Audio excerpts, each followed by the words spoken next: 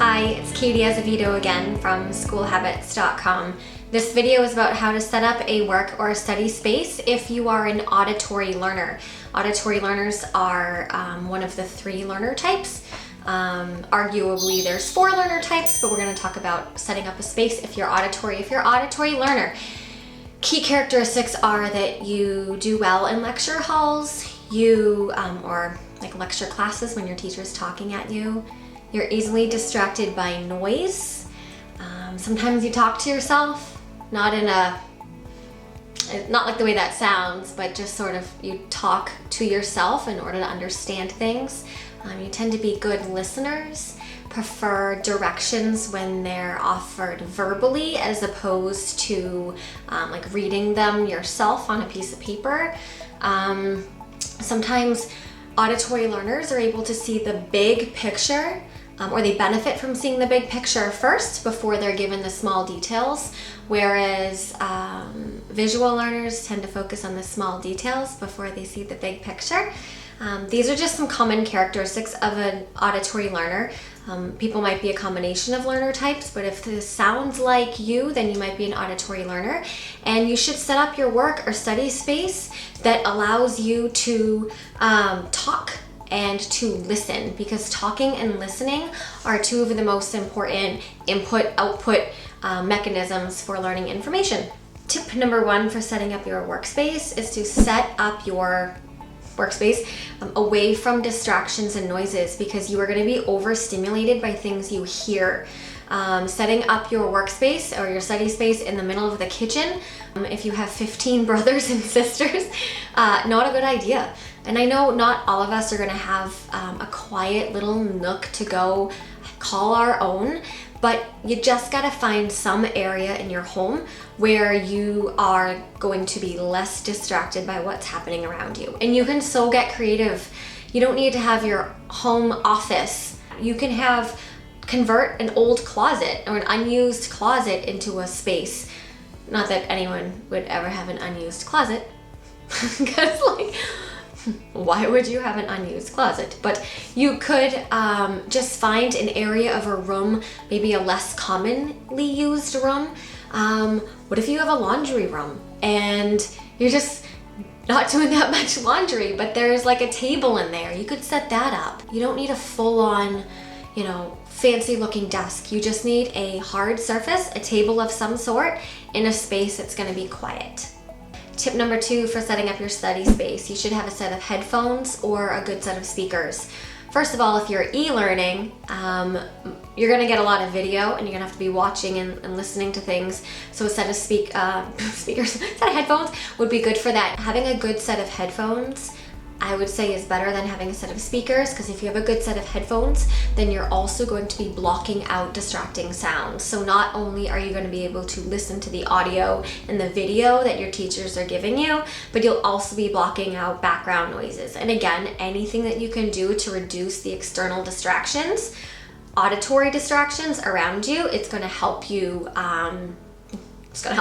The next tip, and this goes with visual learners as well, but you want to keep your study space super clean, super neat, decluttered, because even though you're an auditory learner, you're still going to be distracted by visuals.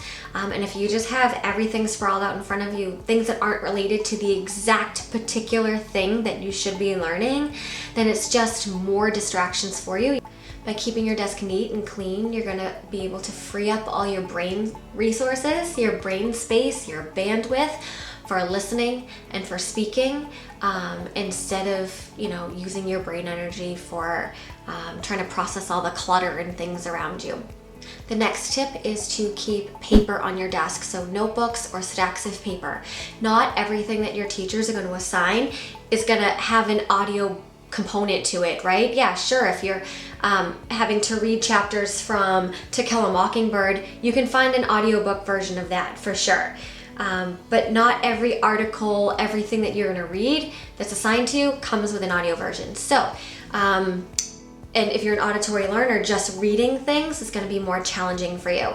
So if you are having to read an article online and there's no way you can listen to it, then I suggest having a stack of having paper, that would be a stack of paper, having paper in front of you where every time, let's say every page or so that you read, you are writing something down about what you just read. Here's the thing, here's what you should be writing down. This isn't a lesson on annotation. That's watch my other video on that. This is just a strategy that if you're having difficulty paying attention and remembering the things that you're reading, every page or so, maybe every paragraph if it's really thick, is to write down a 1 or 2 sentence summary of what you just read. I know that sounds like extra work. I know that sounds super annoying. Like, you just want to get your online thing done and submitted. I get all of that. I get it. Here's why you would do this, even if you think it's wicked annoying. It will help you learn it. And if you don't care about learning it, I guess you don't have to do it. Like, if you just have to technically check the boxes, yeah, I read it and submitted it, like a couple questions on it, you don't have to go through the lengths of learning it. I guess that sounds crazy coming from a teacher. But if you have to read something where you eventually need to write a response to it, where you need to write an essay or take an online quiz on what you just read, you do have to learn it. Like, that's what you have to do.